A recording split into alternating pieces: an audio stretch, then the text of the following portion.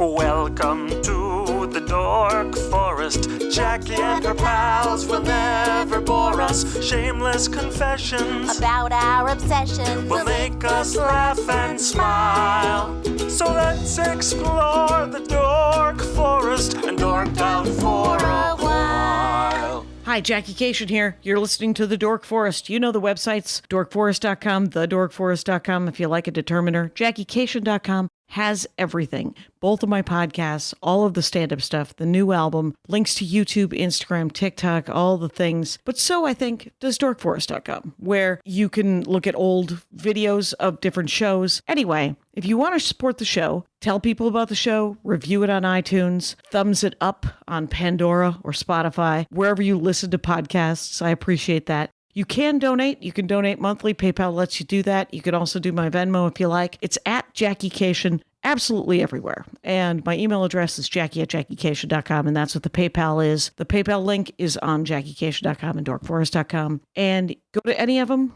Thanks for listening. There's merch, there's stand-up, there's tour guide. You know, you can find out where I'm touring. This is getting long, so let's get into the show. Jackie Cation here in my living room, about to talk to gamer and podcast umbrella purveyor, Ghostlight Media. Chase, welcome to the program. There we go. Welcome to the Dork Forest. Thanks for having me here. There we go. Chase, you're a gamer, but you also have Ghostlight Media, which it's an umbrella for podcasts to exist underneath. Your podcast and everything is sort of the handle for everything is T as in Tom, Q as in Q, and then the word loudly, Loudly. Yes. And your name. All one word, as confusing as possible. That's it. And it will be in the notes, you guys, so that you will be less confused. Chase, psyched to talk to you about, because what you do is you do tabletop gaming, but then you make it into podcasts. So I'm sure you also game just organically, loose in the wild. Yes. Just as a person wandering the streets. Unfettered by the bonds of an MP3 file. Exactly. And here's a dice. That's a dice tower. Oh, I love that. Yeah. It's a dice tower from the original D&D. Yeah. And it was just on my porch one day. I still have no idea who gave it to me. That is either a blessing or a deeply haunted place. Right. And there is no middle ground. There is no middle ground because it is the D&D, I think it's the second edition book or the Monster Manual book or something. What I know about everything is a little. So now, but I do love to hear about the minutia, and it's weird what sticks. So so you just finished running a big D&D campaign for like 5 years, you said. Yes. Same 5 players? Years. Yep. Same players, same characters.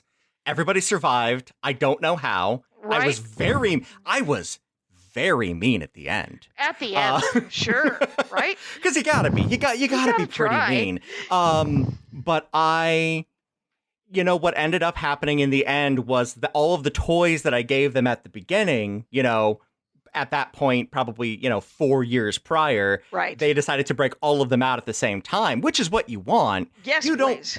You don't give players things for them to not use them. Don't introduce a gun into the plot, Chase, if you don't want them to use it. No, it was Chekhov's luck, and they used all of it in the last moments, and it was very cool and very fun. What were some of the things that they pulled out of their little bag of holding?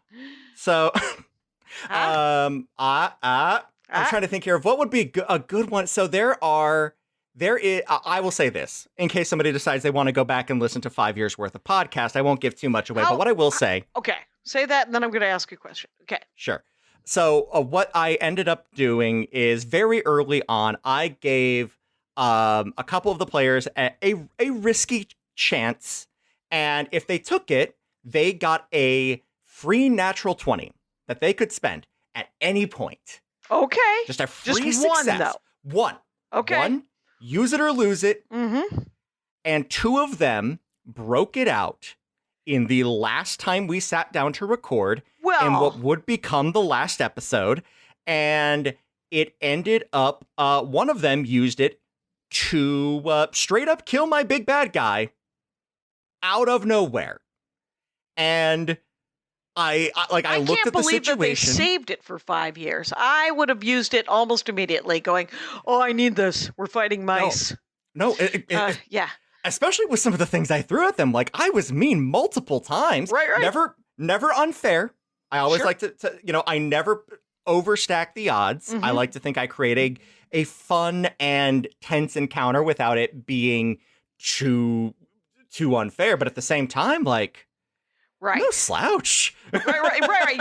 You want everyone to try, right? I mean, you want everyone to have a real gaming experience. Right. Well, and 5th edition gives you many very cool things that you can use at many points. I want you to use your toys. I'm not going to give you the toys and not tell you to use them. So for the last 5 years, it's been 5th edition, because that's when that's right when it came out, I believe, right? Which it was, I want to say, it's so when 5th edition came out, I was in a break in gaming. Okay. I live in Northwest Ohio. I went to school here. And my wife and I moved down to Virginia for a couple of years. We're both Ohio natives. We wanted to try living somewhere else for a little while. We ended up moving back a couple of years later just so we could be closer to friends and family. But that, 3-ish year period of time was when 5th edition came out. And also my gaming lapse. I was not playing anything even before then. It's hard when you move. It's hard when you move because you got to find new people. Though I do recommend finding your board game or your Magic the Gathering store in whatever town. If you want to start gaming, start hanging out with those nerds, and you will find someone to play with. And you won't like everybody. Yeah, but you will eventually find real friends, and I recommend it. Oh, for sure. Yeah. For sure. No, and that is honestly what were my situation a little better when I was down there, that is absolutely what I would have done. Yes. I was working, and I don't mind saying this now because the company is closed, so it doesn't matter anymore. I was working for a brutal company called Portrait Innovations. It was a portrait studio company. I think it was national. I think everywhere but California, I want to say. JCPenney portraits? What are we looking at? Pretty much the same thing. Okay. We frequently got confused for them. But families and prom and... Families, prom. I did a bunch of Shriners one time. That was pretty neat. That's fun, actually. Hats. It really was. The hats are great. I'm actually a Freemason now, so I can get one of those hats if I want to. All right. Yeah. All right. But are you allowed to tell me you're a Freemason? I am. I'm kidding. Look, we could do a whole other thing about my opinions about what's going on in Freemasonry, but that is another discussion entirely. Right, and I don't know anything about that. We will do that. Let's do it next year. Okay. Yeah, sounds good. Mm-hmm. But yeah, we did but when I was down there, I was, because I have a base level of competency, I was very quickly promoted to assistant manager, which meant I had no free time outside of work. Assistant manager is the hardest gig in the world. Right. Well, and it's like, because I was working 8 to sometimes 13 hours a day, then going home and collapsing, and then going back and doing it all over the next day. And then on my days off, I had to grocery shop and cook and do all of the things in order to keep a house. Yeah. It's hard to get new friends and build a life around work. Except for work. Now, here's my second question about the Tabletop Gaming Podcast that you just finished the 5-year campaign. Yes. What's it called? It's called Another Path. Thank you. Another Path. That's right. Yes. Another Path. Another Path Pod. And then how long are the episodes? Episodes usually run between 45 minutes and an hour is where I personally like. That's my sweet spot for listening. So that's what I edit to. I love that too. Mm-hmm. Yeah. Every so often, like for, like the big episodes, we'll stretch those out to an hour and a half. I think our longest episode, now that I'm about to say it, I'm going to just double check my own website because I don't remember the last episode of Is it ghostlightmedia.com, by the way, your own Ghostlightmedia.com is the network site for the actual... Another Path. What is that website? That is anotherpathpodcast.com. Thank you very much. Yep. And the longest episode that we have by just a couple of seconds is actually the last proper season episode, which is episode 113. So there's which is 113 hours at least at of least of this thing because it might have run over a couple of times. And now Absolutely. here's my next podcasting question because we're both in Yeah. the podcast industry. Do you do We any editing? Lots. Okay. Lots. Good and to hear lots. it because tabletop in real life, as we all know, there's a lot of 4 people staring at their phones and 1 person thinking and the Mhm. game master waiting. So, like I've done Nerd Poker, which is a Brian Posehn, Dan Telfer. I'm very familiar with Nerd Poker. Yeah, and then I did Stream of Blood Mhm. with Jared Logan. And those Okay. two edit the heck out of it as well. Yes. So I think Yes. that there has to be just to sort of tighten it up. Absolutely. How Like, long that did is- you record for? So normally the way that our workflow goes is that we will record for somewhere in the neighborhood of like 2.5 to 3 hours on kind of the About high right. end for a normal episode. And then what we would do is I actually find a midpoint, and then that is 2 episodes. Okay. So that usually gets us through a month. Oh, nice, because you'll do twice a month. Yep. And Well, we put out every 2 weeks when we're in the middle of a season. Right now, I am taking what I'm going to go ahead and call a well-deserved break. We're actually gearing up to. We haven't actually put this publicly yet, but no, this will be out by that time. So by the time this comes out, we will have recorded the first episode of the next season. Okay. All right. So you have done for the last 5 years. Another Path has done this 5th edition. Mm-hmm. What do you think the difference between just being a game master or DM on in real life versus doing it for entertainment, for publication kind of thing? It is so much more important that you have your ducks in a row. Yeah? Because it is one thing when I'm at my table running my homebrew campaign, and it's my brother and like most of the people that my wife works in local youth theater sitting around a table. And if I forget an NPC's name or screw something up or like flip a god, I can come back next week and like, hey guys, I borked it. Sorry. Yeah. There's only so much you can do about that when you mess it up on the internet. Right. And now I will say that I am so incredibly blessed with a wonderful community that has formed around the work that we do. Right.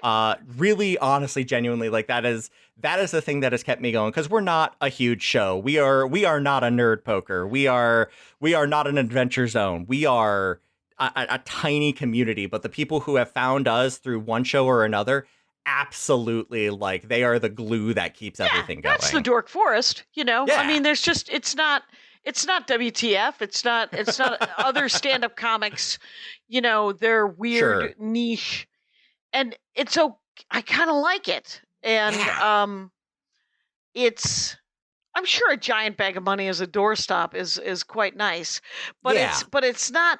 But the generosity and it's nice when people come out and they're like, haha, and Yes. I like the thing. So Yes. and that's fine. I don't think that there's any Oh yeah. you have to continue to love to do it. When anybody asks Mm-hmm. about doing a podcast, I'm like, pick something you like because you're going to bail on it, and then you'll have like 10 episodes, and you're like, well, it's kind of lame, and you can't really get rid of it, right? Once it's Right. on Apple iTunes, it's on there. It's out in the world. So now, so here's my next game question: when Yes. the difference between a homebrew and doing it for Mm-hmm. publication for audio is because once you make a plan, much like any battle, it never goes the way you planned. Correct. Right? People always choose something else, and sometimes you gotta write on the fly. Mm-hmm. How has that manifested itself in another path? I'm trying to think of specific instances, and I think the best way to describe it is actually to dial back all the way to about the midpoint of season 1. So we're talking 4 years ago at this point. Sure. And I sat down and realized that I had not read a single one of my closing monologues in about 6 months. So I decided I'm just not writing endings anymore. I write the first 2.5 to 3/4 of a game, and then I just stop, because I know at some point these ding-dongs are going to go ahead and do something else. Right, they're going to or take the other change- tunnel. Exactly. They're going to choose another path. They're going to do, talk to somebody I wasn't expecting. They're going to make me invent an NPC. They're going to do something that I never in a million years could have ever thought that they would do. It's one of the coolest thing about the tabletop gaming is the storytelling is interactive. Oh, for sure. Yeah. And that's how we all build it to ourselves, when we were in our early 20s. And, I got involved with the group of guys that I play with, by and large. That crew came out of another D&D group that I joined my first summer when I was getting out of college. I was still living here in town. It was me and actually another one of my hosts on the network, Zan. They and I were hanging out with a couple friends, and they're like, hey, we've got a D&D group. We'd like, well, not it wasn't D&D, it was a homebrew system. But it's like, we have a tabletop role-playing game group. Would you like to join? And we were both like, yes, immediately, please, sign us up. I had played a little bit of 3.5 before I joined up with them, and run a bit of a 4th edition campaign as well. So I was really eager to get back into the player side of the seat again. And I played with that group for, how many years did I live here before I ended up moving away? Probably like 2.5, 3 years played with them before I ended up moving. And there is, that was a consistent world. It was different characters, but we were all just kind of continuing to feed into that mythos. Okay, and how often were you playing? Once a week. Once a week. Okay. Yeah. And you'd play for like 2 to 3 hours. That one was like closer to 4 to 6 because we were a bunch of 20-year-olds with retail day, jobs Saturday and yep, Sunday evenings typically. Okay. Like it was a 6 to midnight affair. Okay. And they were intense. It was a lot. And this was not D&D. This was not the 3.5. This was something like a table. Like my husband's a game designer, and so he has created a superhero tabletop game. It's called The Hero Instant. Spells heroin right there in the middle. But the Hero Instant, and it's free to play. And you can download character sheets and do whatever you want, just as a. And he also has a podcast called Ethics and Video Games, because he's a video game designer, and he does it with a philosophy professor, and they talk about there aren't any. So I was gonna say, I bet he's going wild right now because there is some shit going on in the industry, and has been for the last 30 years. And he's actually he's had a couple of dodgy interviews where he's asked, so do you guys have an ethics department? And then he was not called in for a second interview. So, but that's fine. He's contract guy, so he's all right. But so ethics in video games and Hero Instant. But Hero Instant is not D&D. It's superhero based, and it's not like Champions or anything, but it is all D10s. It's all, you roll a pile of 10-sided die. What game were you guys playing? So it was an entirely homebrew system. It was made by... Explain what that is. Yeah. So this guy pretty much did what your husband did. He sat down and was like, I would like a fantasy role-playing system. I used to play D&D back in like 2nd edition. Here are my gripes with that system. I am going to make a new system. Right. And so he took the things that he liked, left the things he didn't, and would...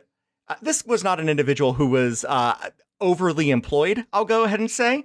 So he had a lot of time to go ahead and make and remake and remake. And I think we probably went through 2 full new systems a year.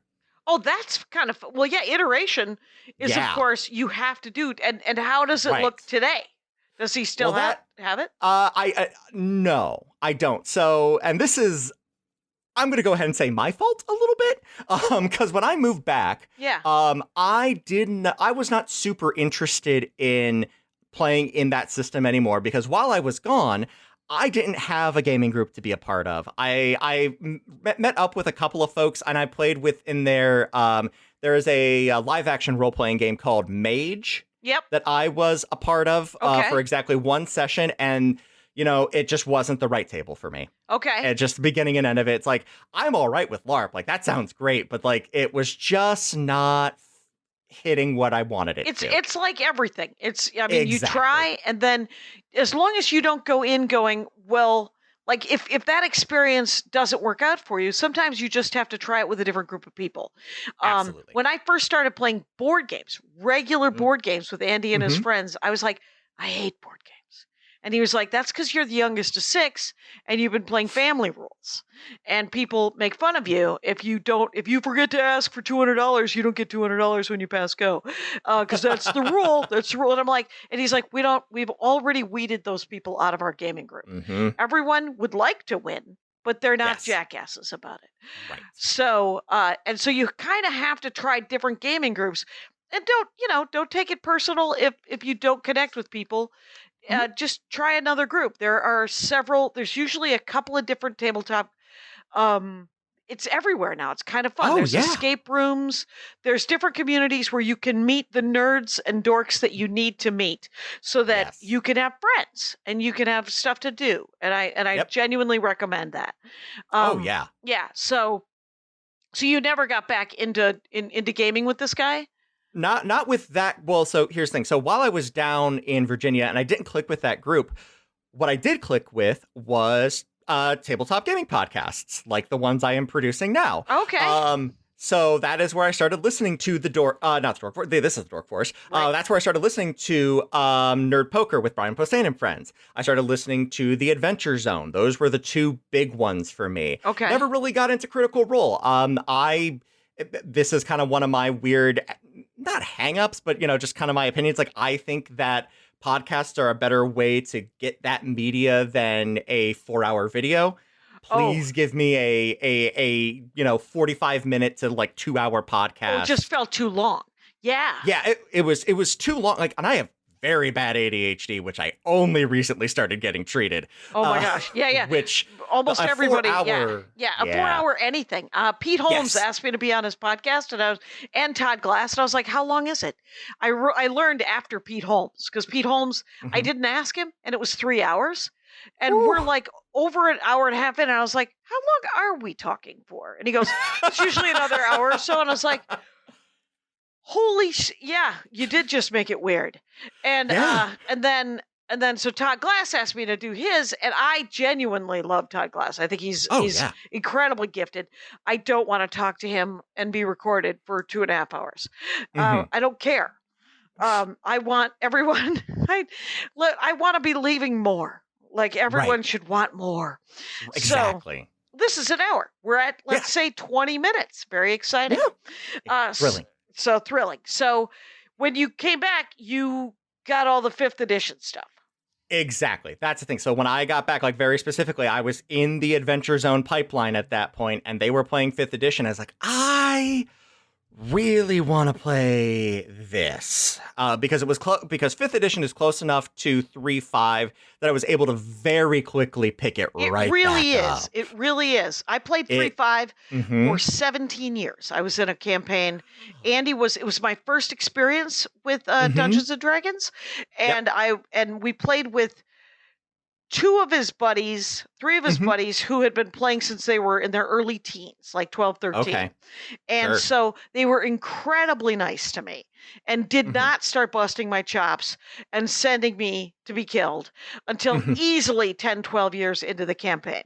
So I was a rogue, and Andy doesn't like psionics, so so he had taken the psionics out of 3.5, and easy to do, right? And it created this parallel universe where my character came from, but whatever. But essentially, I was a rogue archer, and shadow dancer. Anyway, but at one point, and I had an arch enemy, the Luminous, and so at one point I was like, oh man, does anyone want to go chase after these Luminous? And nobody else did.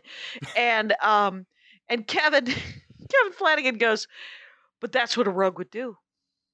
A rogue would go on their own. And I was like, you're right. And Andy's eyes just got really big because he was DMing. And he looked at Kevin, he goes, okay. And then they all had to come and save me. Because I was almost killed. And then the only other time was we were in the swamps and very early on in the game, and we were fighting baby dragons, and there was aging arrows, and I had picked them up, and I was like, should I hit them with the aging arrows? And that was the response. How was I to know that dragons become more powerful and smarter and get the stats off? They were as one. Andy's eyes, he got like an evil Grinchy grin, but the other 4 gamers just, no!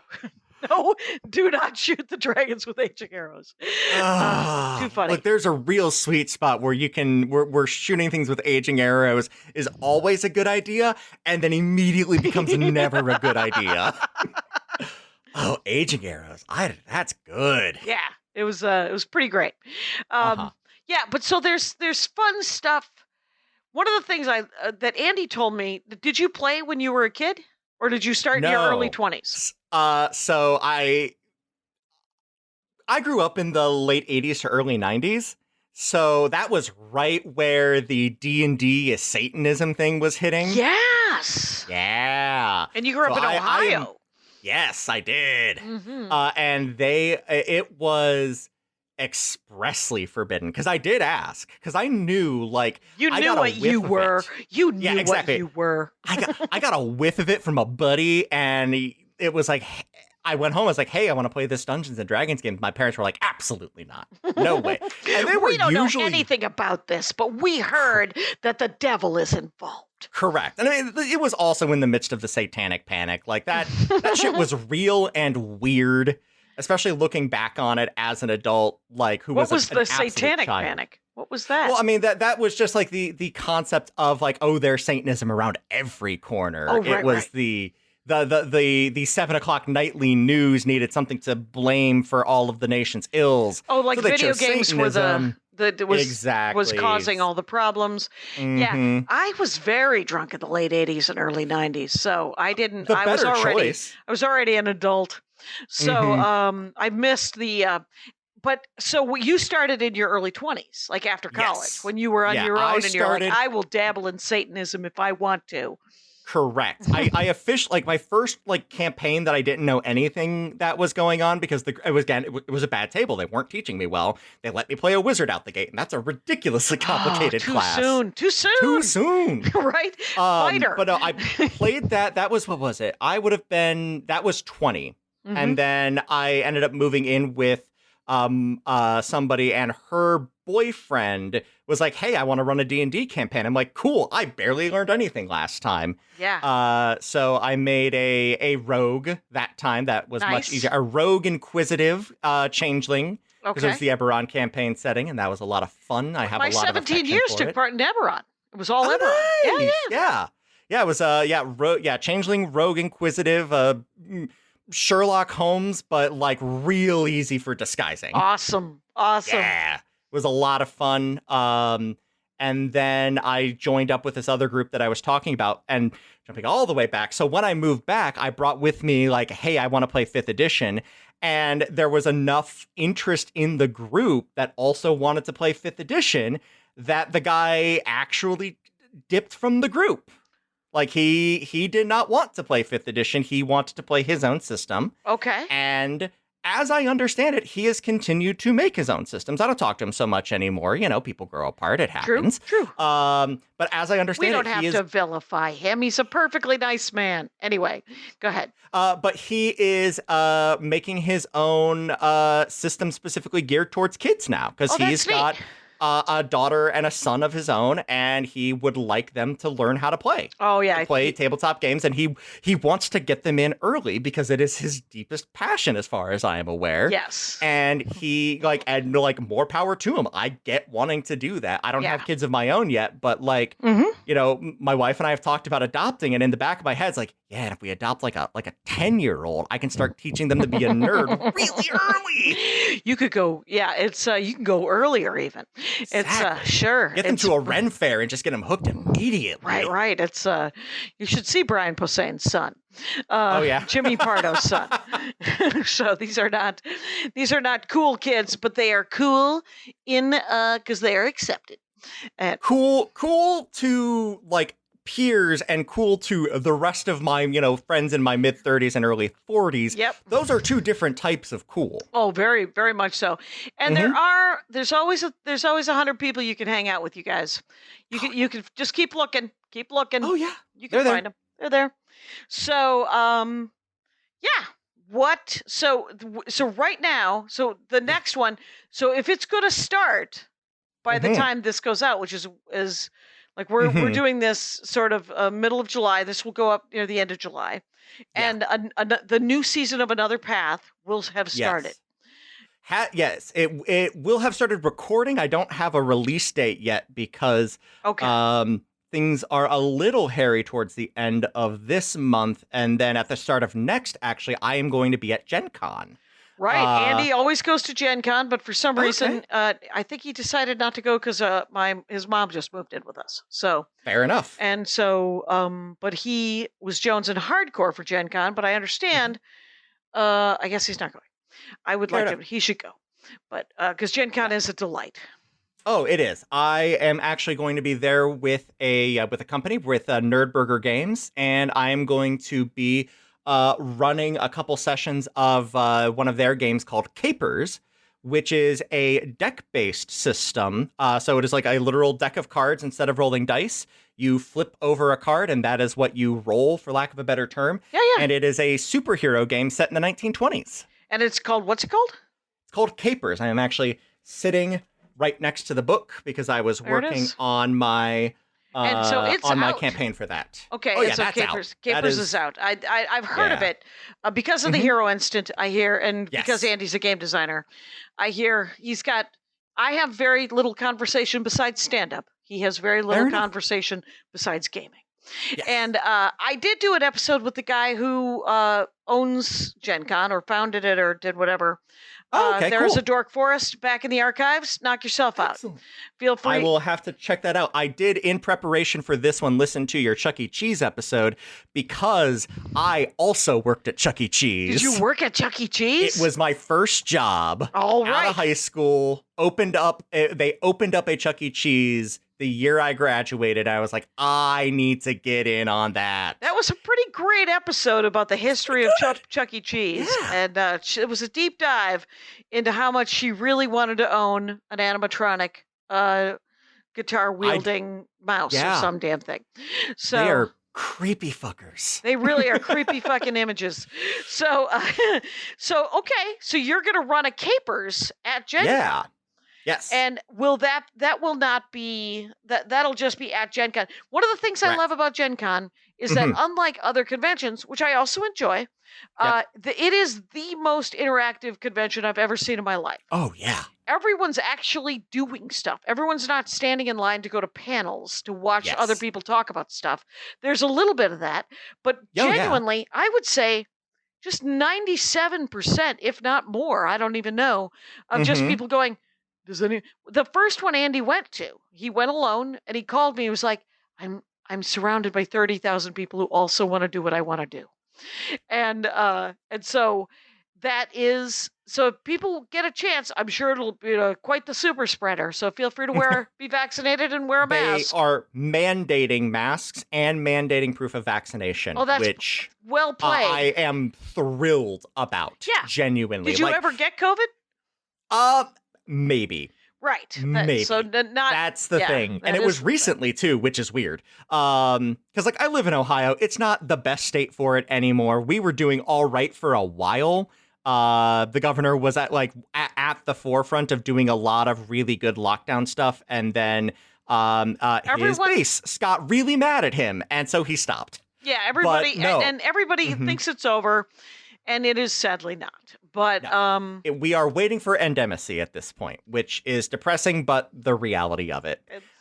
Which the only silver lining of super spreader events is like, well, I guess that's going to get us to an endemic point like a month earlier. Right, except for that I don't want to get long COVID. I've heard that there's some fogginess and some bad brain action. Yep.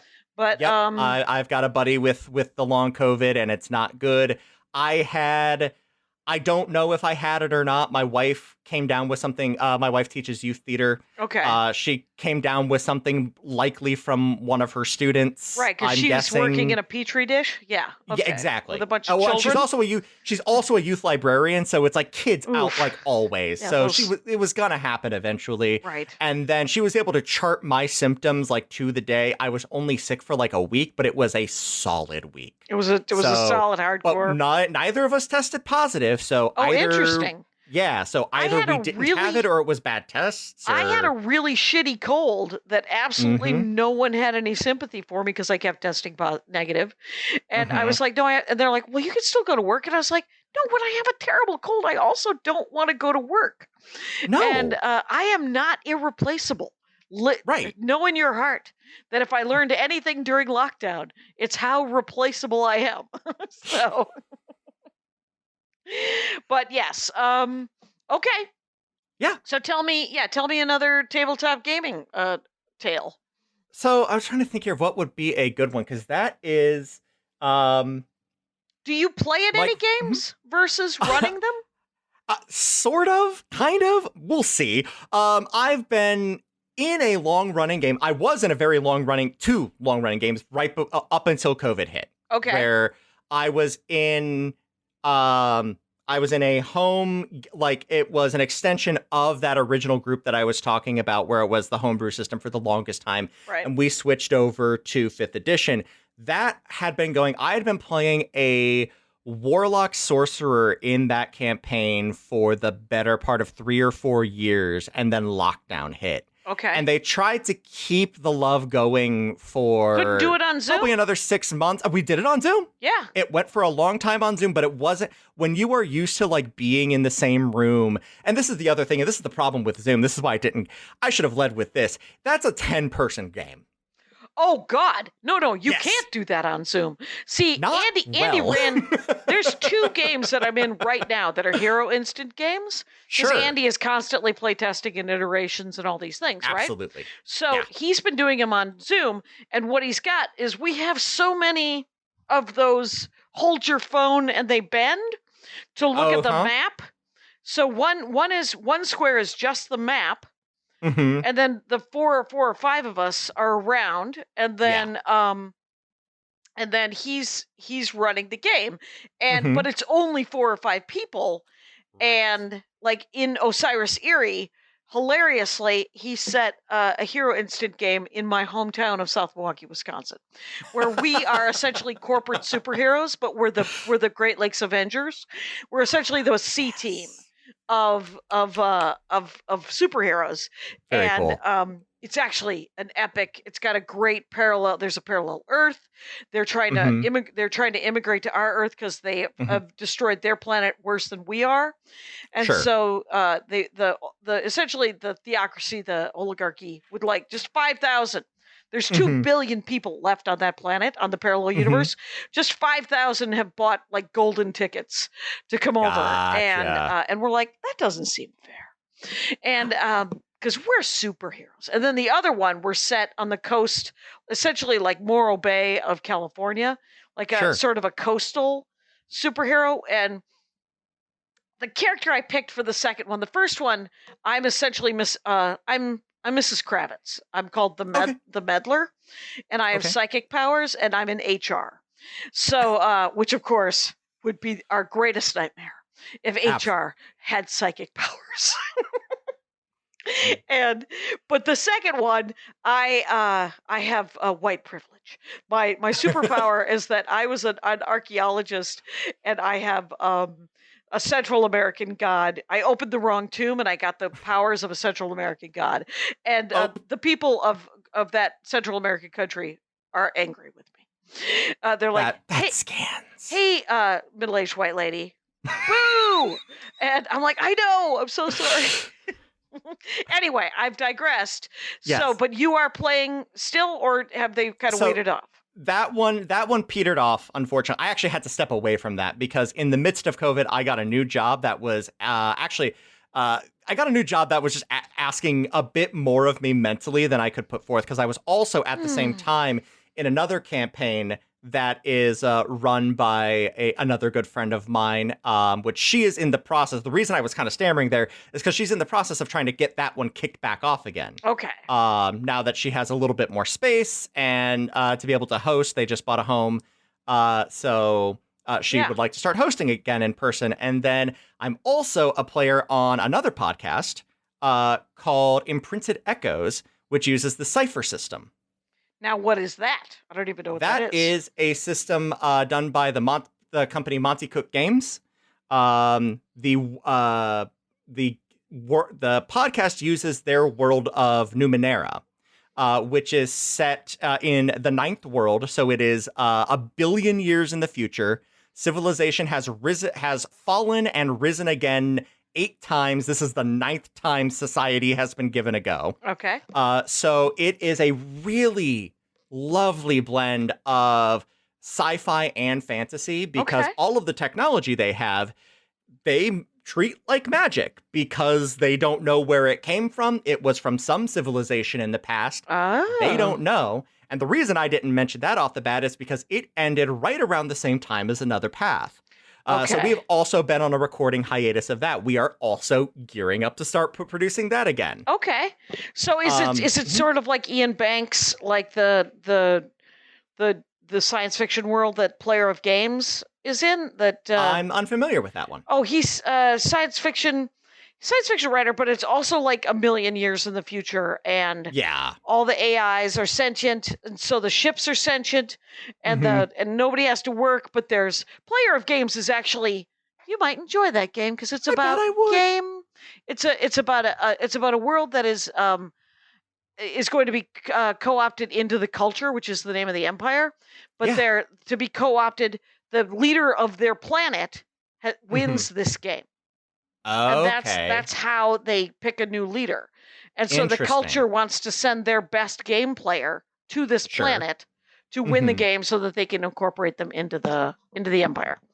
Gotcha. And it's a great introduction to the culture books, and they're all one-offs. They're Monster of the Week kind of stuff. So they're not a series in the way that other books are. You don't have to read them in order. Gotcha. But okay, go ahead. Sorry. No worries. Imprinted Echoes. Yeah, that's been going on for about, I forget. It's either 3 or 4 years. We started not too terribly long after I started Another Path, because my friend Zan, who I mentioned earlier, who started playing with me in that group right around the same time, was like, hey, there is this system that I really, really like. It does away with some of the things that they weren't a fan of in D&D and kind of simplified some rules while still leaving a layer of complexity for people to kind of like actually build some really interesting and unique characters. And that's the Monty Cook? That is, Cypher System, which is produced by Monty Cook Games. Okay, Cypher System. Thank you. Yeah. And a brief overview of that, if you are familiar with D&D, is instead of everything being a different type of role, everything is essentially a DC check. And what you are trying to do is use your resources to lower the number you have to hit. Okay, and DC stands for? Difficulty check. There you go. Or, So you want to, so everything you do, you're trying to lower the number that you roll. Lower the number that you have to hit. That you have to hit, which is the difficulty of achieving whatever you wish to do in the game.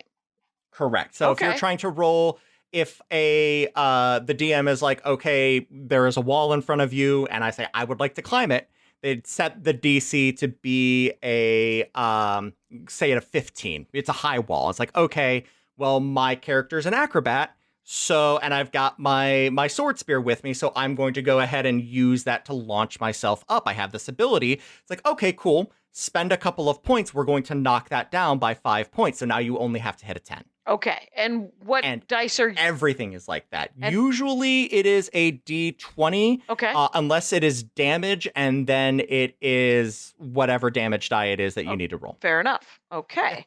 Interesting. I like that. And where do the points come from? The points are just... Are you another given kind of points? Neat thing about it. Yeah. You are given points. You have a base pool of points that is your mental fortitude, your physical strength, and a dexterity stand-in. Sure. Essentially.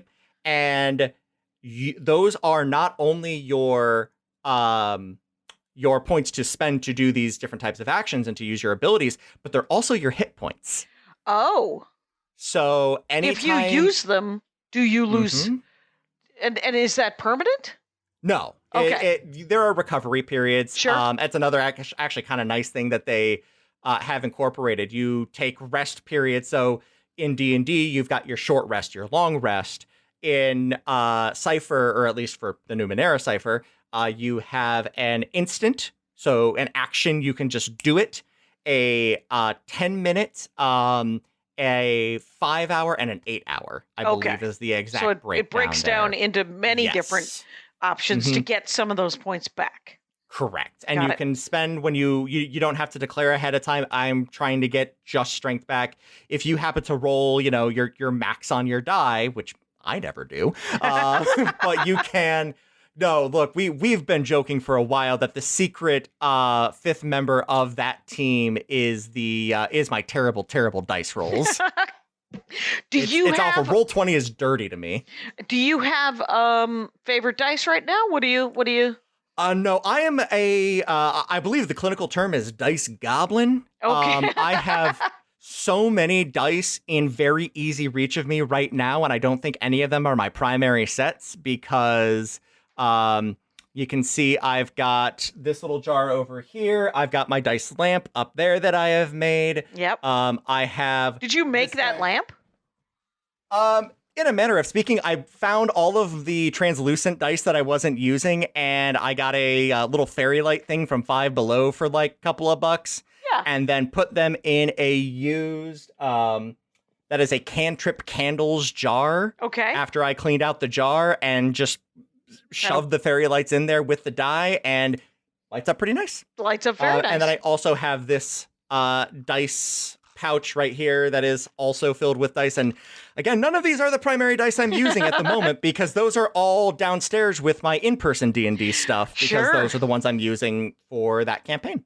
Right. The Hero Instant has like an app that that you can that will keep everybody's stats and all this stuff because the Hero Instant is a time travel.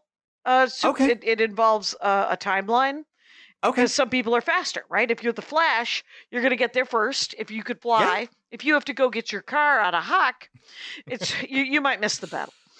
So there's all this time stuff that happens with the Hero Instant, and I'm not a dice person. Like Andy keeps buying me dice, and I'm like, I've got a set of, and so like I have a metal set of dice that I'm not allowed to use on any wooden surface because it will ding. And I bought him a very fancy set of dice made of old growth forest because I'm a monster. Because they should have left it alone. They said that they're sustainable, and I was like, yeah, where are you finding a 50,000 old Irish peat bog piece of wood, except for also in that peat bog. And plus, I don't know how accurate they are. He never uses them. But I also have ones that are made out of crystals that I thought there's a rose quartz set and an amethyst set. But they also chip. So I've never used those. I have not gone in for those myself, even though, because I will be at Gen Con in less than a month, and I am going to stand at the crystal dice booth and be like, I have some disposable income I've set aside for this, but and I shouldn't. Are very pretty. They are genuinely very beautiful. Yes. But I can't use them because they will chip, and I can't use the metal ones because they will dent things that I'm rolling on. And I suppose I could use that dice tower, but it is weird. And so the ones I like are just sort of the cool colored ones that are, sometimes they're marbled and sometimes they're translucent, or sometimes I also have a giant battery operated D20 that blinks when you roll a 20. It doesn't blink that often. Nice. It's quite nice. Anyway. Yeah, we've got I've got actually my metal set. I've got a couple of metal D20s, but I've got two full metal sets. One of them that I have set aside for that in-person campaign that I was playing in when we ever get to play that again. Because that was actually a wedding gift from when I was in their wedding last year. Nice. So I like to use that for them. But I also have the metal set that I bought when I started playing that Sorcerer Warlock that is currently in a nice wooden case that I have.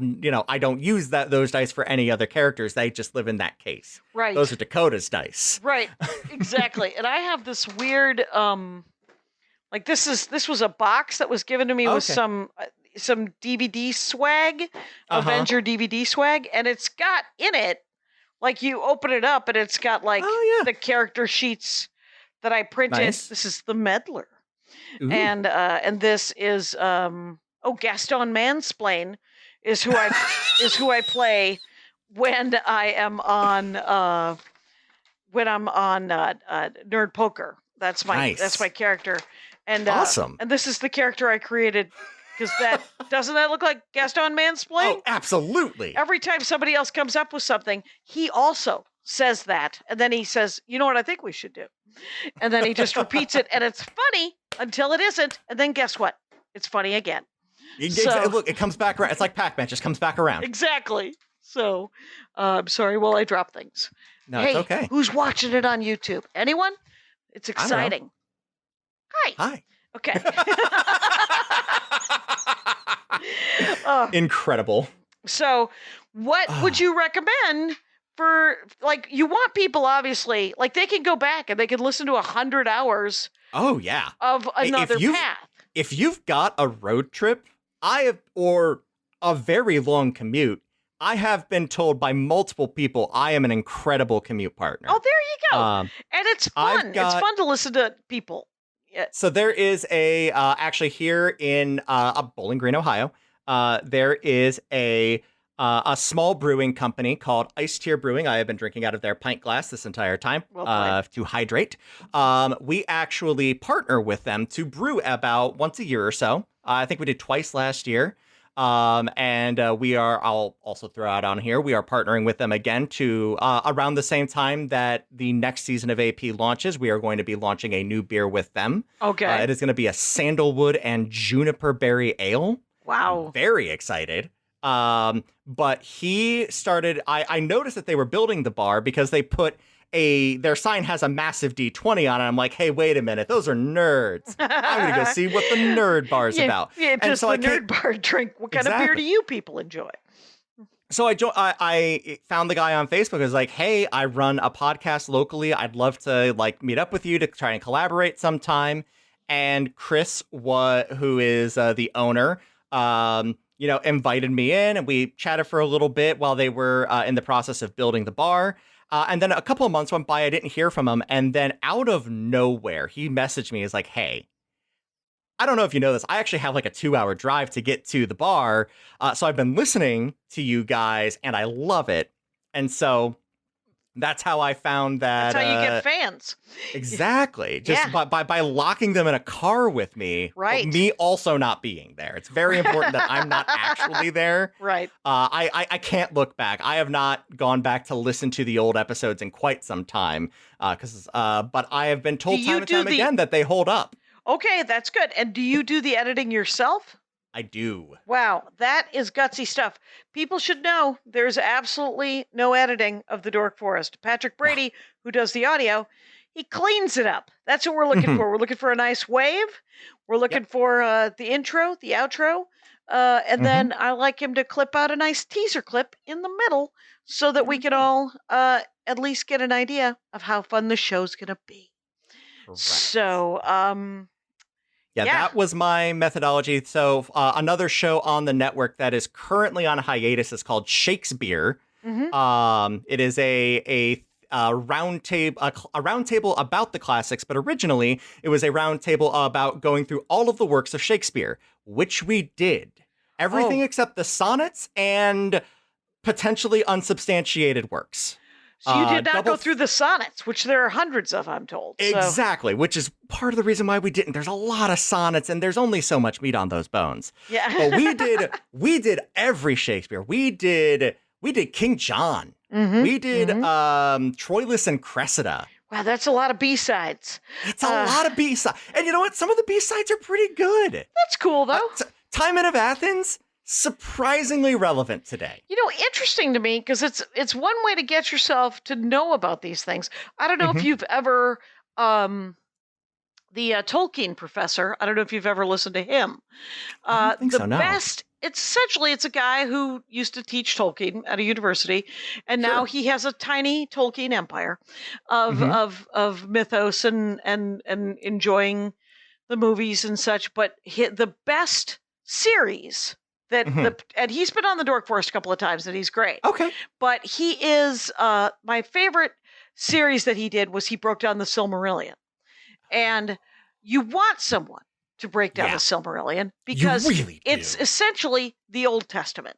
So I would like someone to explain Genesis to me and a lot of begats. And he does a nice work with begats, and he does really good Iluvatar. And so I would recommend that too. But if people go to Ghost Light Media, Ghostlightmedia.net. They will there are options that they can listen to if they enjoy tabletop gaming and sort of listening along to the, and the good thing is at least 2 of them are not open-ended. They are finite, and you can hear how it ends, which is always fun. Yes. On that, we also do have, if you want something that's a bit more open-ended, my other recommendation would be on the network is The Silent Secrets, which is a Monster Hearts actual play podcast. Okay. Oh, and wow. Monster Hearts is, what if you took your favorite CW supernatural drama, like a Supernatural or a Riverdale, and you made that a tabletop role-playing game. So you are... really, on the face of it, you are horny high school kids, and you also have, like, you're also a vampire or a witch or a zombie, and you are trying to hide it from everyone around you. There's but some there is fan also fiction. high drama going on. Exactly. Yeah. You're writing. I mean, that is literally just writing the fan fiction of your own game as you are playing it. And it is expressly like this is like high sexual content. It is know in your hearts. Yeah, exactly. It is a very, like, you gotta have at the beginning of that game specifically, and I actually encourage this for all of them. I do this with my players as well. At the beginning, before you start playing, have a content talk with your players. Oh, there you go. Have a content talk. Like, actually say, it's like, hey, do you have any, like, and maybe what's gonna trigger you? Because I don't want to.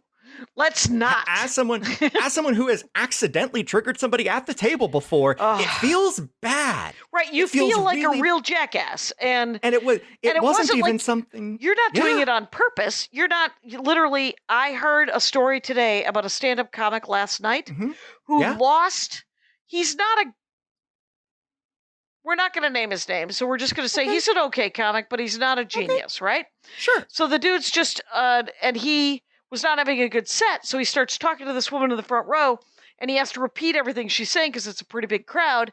Sure. And in the course of it, we learn that he is literally eviscerating this woman who is in a wheelchair, and he says something so ridiculous that he makes her cry. And you're like, dude, stop talking. Stop talking. Right. You weren't doing that. You were just you're in a world which has a lot of teen sexy sex. Yes. Like it's sexy teens. That's all of those shows are. That's what Buffy the Vampire Slayer was. Yes. That is some hot teen vamp. And so there's nothing, and you're not trying to light somebody up. But if you do that thing. Yes. No, and honestly, and here's the thing, the one time it wasn't even something I wrote. It was the one time I tried to run a campaign. I did. I finished the book. I ran Rime of the Frost Maiden, which is one of the more recent D&D supplements. And I ran the way through it. And one of my players, like there was an instance where the players are in caves and they're driving you mad and you're having these hallucinations and you roll on a chart to see what kind of hallucination you get. And I accidentally described a hallucination they really had one time. So that wasn't good. Right. Well, and how could I know? And they didn't even know that was going to trigger them. Right. But all it is like making, doing your due diligence to make sure that you are providing a fun environment for people to hang out in. Yes. And that's, and that's true of any. Yeah. Right. My ethos when it comes to playing these games is like, it is at the beginning and end of the day, the only people that I am trying to please are my players. Yes. If people enjoy what I put out there at the end of the day, great. That's a win. That's a win. We're calling it a win across the board. But as long as my players have fun, I've run a good game. Yes. And that's what I care about. I also would be remiss if I didn't say that The Silent Secrets, that Monster Hearts actual play podcast that I mentioned, is run by Zach, who is one of my former players on Another Path. We are actually swapping. He is stepping down from from Another Path so he can focus more on that. And we have a new friend joining us. His name is Justin. He is going to be joining us from the Twin Cities, but will be taking the seat in Another Path. So we're going to be having a slight cast change up there as well. And the new season of Another Path is also going to have no immediate connections to the prior campaign. Okay. So if somebody is interested in joining, is like, I don't want to be the guy who has to play learn catch about up. all the lore and play catch up on 100. It's like, no hard cut on this one. No sweat.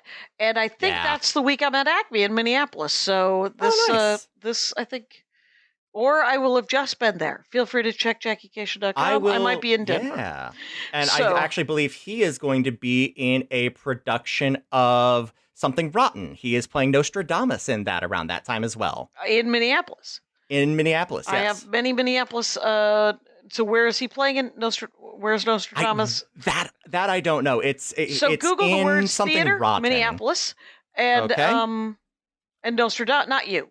I'm talking to Rangers. Well, now Rangers. I'm curious. Now you're curious. Right. It might be that dinner theater out in the Boons, which is super fun. Who hasn't? Love a dinner theater. Yeah. Who hasn't seen Soap Dish? Come on. Mm-hmm. So, I will also say before we leave is that you have both DM'd, dungeon mastered, game mastered many games, and you've also played in many games, and it is always a different game when you go with a different game master. You know, everybody has a different what they want to get out of the game, and what you want to get is that your players have a good time. Absolutely. A great friend, my friend Eric, was GMing this. I think it was a 5th edition, but he was using one of the pre-written modulars or whatever. Sure. Yeah. And for 5th edition, and we were playing, and I was like, he is genuinely trying to kill us. Why is he trying to kill us so hard? And I would die, and it took like the second or third time when I died to realize that he would kill me, and then he would say, "Do you have any of those points?" And me and the 15-year-old would both fall for it like 3 times, where we would get mad that we had been killed. And then he would get to say, "Do you have any of those points?" "Oh, you're back alive. You're back alive, it turns out."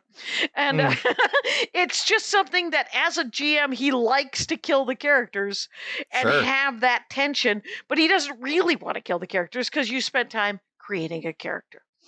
Absolutely. Yes. That is the ethos that I go with, is like I go into every one of my games being a fan of all of the characters.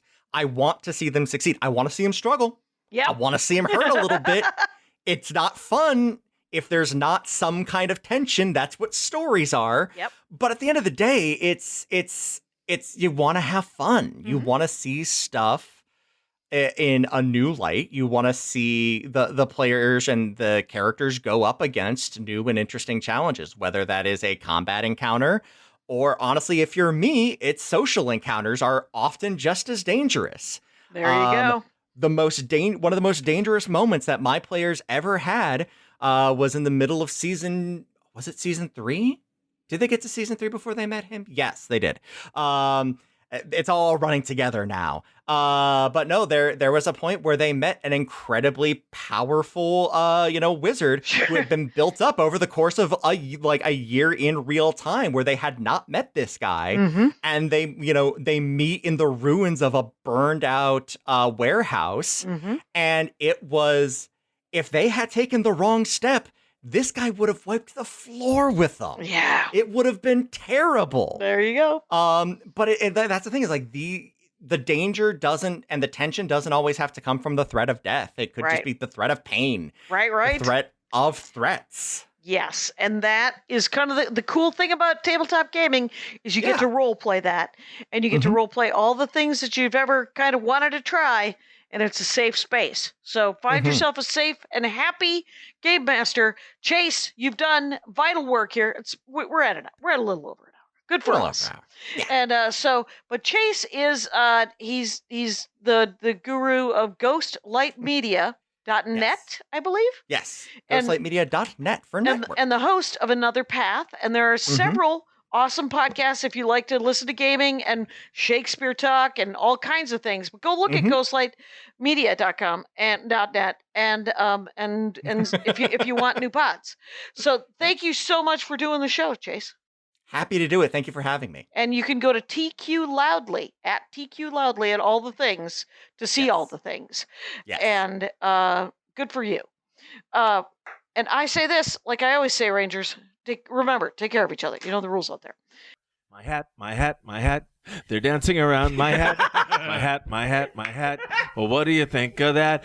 If it looks like a Mexican hat dance and it sounds like a Mexican hat dance, it's most likely a Mexican hat dance. So take off your hat and let's dance. Yay! Oh my God. Why don't we just call that as the end of the show?